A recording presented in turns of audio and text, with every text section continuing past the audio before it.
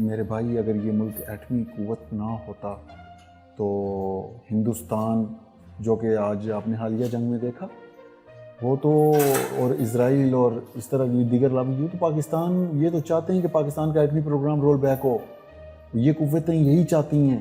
اور ہم نے کہا تھا ہم گاز کھائیں گے ایٹم بم بنائیں گے، بھٹو نے کہا تھا، پھر نواز شریف نے عمل کیا.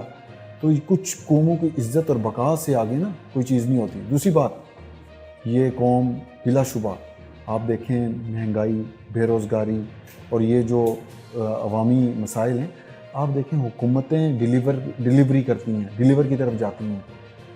تو شہباز گورنمنٹ جب آ رہی تھی تو اپوزیشن کہہ رہی تھی کہ پیٹرول اب 400 روپے جائے گا، 500 جائے گا. یہ سنتے تھے نا باتیں آپ؟ جی بالکل سنتے تھے. پیٹرول 400 اور 500 جائے گا. لیکن وہ تو ایک جذباتی باتیں تھی نا. کنٹرول نہیں، ایک اپوزیشن کے لیڈر ہیں محترم عمران خان صاحب، انہوں نے اور ان کی جماعت اور دیگر نے کہا کہ 400-500 روپے پہ پیٹرول جائے گا. ڈالر ہم نے 100 روپے پہ کنٹرول رکھا تھا ڈار صاحب نے.